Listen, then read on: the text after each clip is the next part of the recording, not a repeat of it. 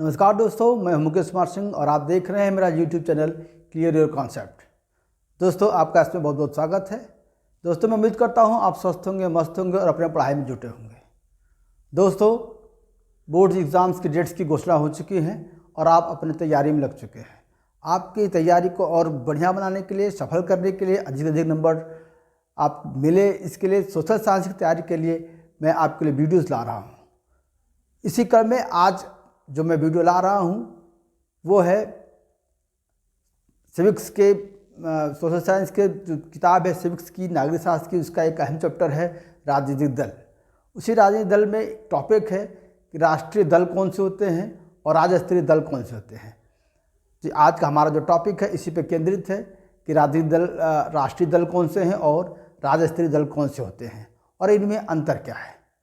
दोस्तों, मैं आपसे कहना चाहूँगा कि आप आखिर तक इस वीडियोज़ को देखें और वीडियो पसंद आने पर आप मेरे चैनल को सब्सक्राइब करें और सबसे ज़रूरी चीज़ है कि आप बेल आइकन को जरूर प्रेस करिएगा, क्योंकि आप प्रेस करेंगे तभी मैं जो रोज़ वीडियोज़ बना रहा हूँ आपके पास तुरंत सबसे पहले पहुँचेंगे, आप उसे पढ़ेंगे और आप अधिक से अधिक लाभ उठाएंगे। तो दोस्तों, अपने मित्रों को आप शेयर करिए और साथ ही साथ कमेंट भी करें कि आपको और किस टॉपिक पे आपको जानना है और मैं उसकी टॉपिक पर आपके लिए वीडियो बनाऊँ। ओके दोस्तों, तो फिर शुरू करते हैं आज का वीडियो जो केंद्रित है राष्ट्रीय दल कौन से होते हैं और राज्य स्तरीय दल कौन होते हैं। दोस्तों, मैं आपको बता देना चाहता हूँ कि भारत का जो निर्वाचन आयोग है वो ये तय करता है कि कौन सा दल राष्ट्रीय दल होगा और कौन सा दल राज्य स्तरीय दल होंगे, और ये वो तय करने का जो मापदंड है वो है चुनाव के दौरान विभिन्न दलों का जो प्रदर्शन होता है उसके हिसाब से ये तय होता है। चुनाव आयोग तय करता है कि किस दल को राष्ट्रीय स्तर का दर्जा मिले और किन दलों को राज्य स्तर का दर्जा मिले। यानी चुनाव में प्रदर्शन के आधार पर ही ये तय होता है कि कौन राष्ट्रीय दल होगा और कौन राज्य स्तरीय दल होगा।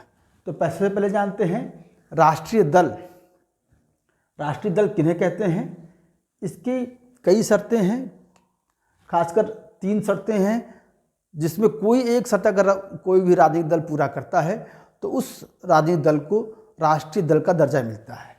पहला है 4 या अधिक राज्यों में राज्य स्तरीय दल के रूप में मान्यता प्राप्त हो। यानी कोई राजनीतिक दल वो राष्ट्रीय दल बन सकता है यदि उसे कम से कम 4 राज्यों में राज्य स्तरीय दल का दर्जा मिला हो। दूसरा, लोकसभा या राज्यों के विधानसभा चुनाव में 4 अलग अलग राज्यों से कुल वैध मतों के 6% मत प्राप्त करे। यानी जो लोकसभा या राज्यसभा के जगह चुनाव होते हैं तो 4 राज्यों में जितने वोट डाले जाते हैं वैध मतों के 6% मत प्राप्त करे और उन 4 राज्यों को मिला के 4 राज्यों में 4 लोकसभा सीट उससे मिले। ऐसे प्रदर्शन करने वाली राजनीतिक पार्टी को राष्ट्रीय दल का दर्जा मिलेगा। तीसरा है या उसने कम से कम 3 राज्यों से लोकसभा में कुल सीटों का कम से कम 2% सीटें जीती हो।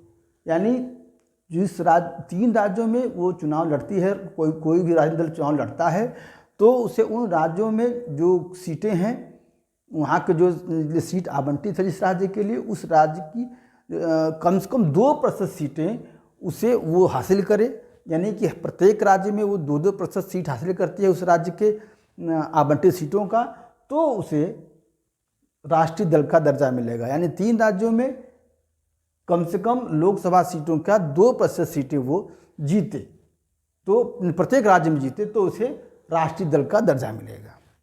अब जो अलग चीज़, इस वक्त वर्तमान में कितने राष्ट्रीय दल हैं इसे हम जानेंगे, क्योंकि आप कितने राष्ट्रीय दल हैं ये चीज़ें ये घटती बढ़ती रहती हैं, क्योंकि चुनाव समय समय जो होते रहते हैं उससे जो प्रदर्शन में अंतर आता है उसके हिसाब से भारतीय निर्वाचन आयोग लोगों की सदस्यता जोड़ता है या जो ऐसा प्रदर्शन नहीं कर पाई उनके दर्जे को छीन लेता है।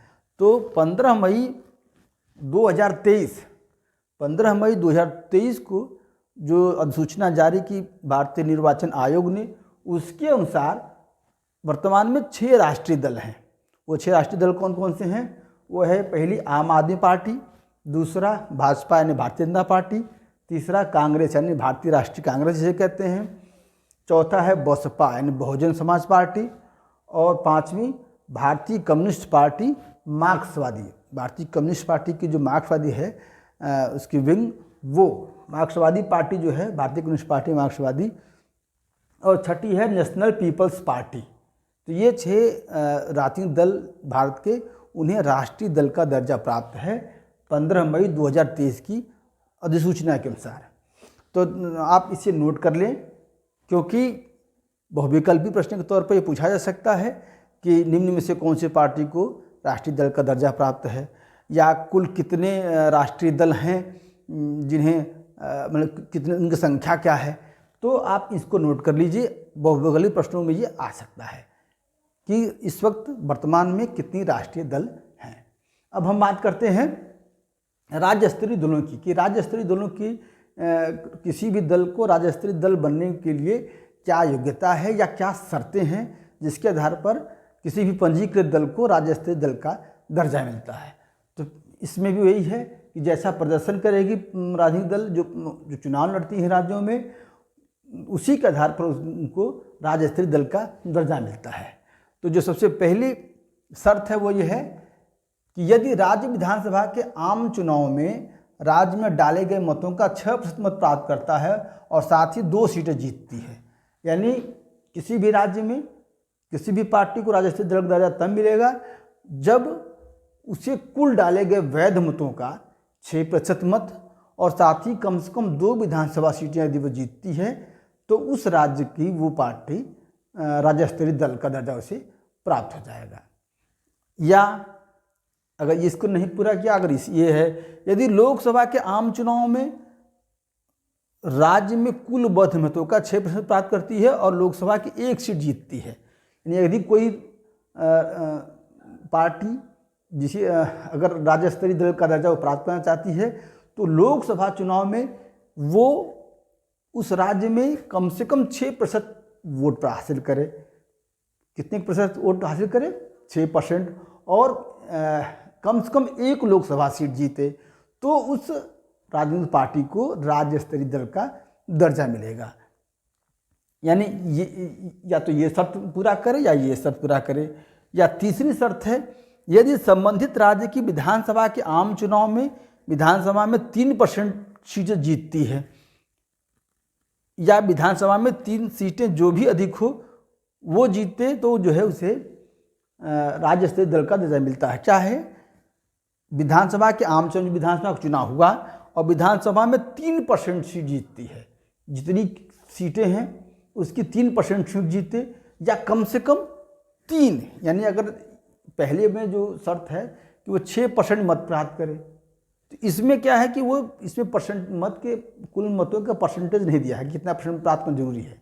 ये है कि अगर कम से कम 3 विधानसभा सीटें जीते या 3 सीटें जो ज़्यादा हो, अगर मान लीजिए 60 है, 60 का 3% तो बहुत कम हो जाएगा, लेकिन 100 सीटें हैं अगर उसका 3% कम से कम 3 सीटें तो कम से कम उसे 3 सीट जीतनी पड़ेगी।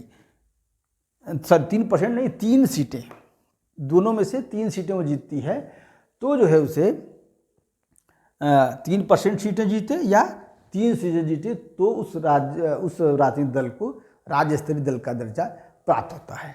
अब अगली बात कि भारतीय निर्वाचन आयोग की अधिसूचना के अनुसार वर्तमान में जो राज्य स्तरीय दल हैं उनकी संख्या है 58, यानी पूरे भारत में सभी राज्यों की स्थिति ये है कि 2023 15 मई 2023 की अधिसूचना के अनुसार भारत में इस वक्त कुल 28 राज्य स्तरीय दल हैं, या इन दलों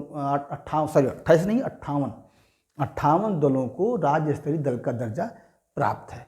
तो आप देख सकते हैं कि किसी भी पार्टी, कोई भी पार्टी राष्ट्रीय दल हो या राज्य स्तरीय दल हो, वो उसके चुनाव में प्रदर्शन के आधार पर तय होता है और उसको दर्जा देने का जो अधिकार है वो भारत निर्वाचन आयोग को है।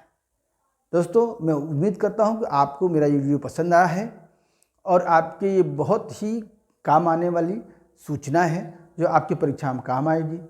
और मैंने इसे लिख दिया है, आप इसे नोट कर लें ताकि आपके नोट्स के लिए काम आए और इसे आप एग्ज़ाम में लिख सकें। आपको ये बहुत अच्छा लगा होगा, उपयोगी हो, ऐसी मेरी मंशा थी और निस्संदेह उपयोगी होगा। तो दोस्तों एक बार फिर से मैं कहूँगा, आप मेरे चैनल को सब्सक्राइब करें और बेल आइकन जरूर दबाएं ताकि सबसे पहले नोटिफिकेशन आपके पास पहुँचे और आपकी तैयारी अच्छे से अच्छे हो, क्योंकि मैं हर दूसरे तीसरे दिन आपके लिए एक नया वीडियो लेकर आऊँगा ताकि आपको अधिक से अधिक लाभ। तो अगले वीडियो तक के लिए धन्यवाद।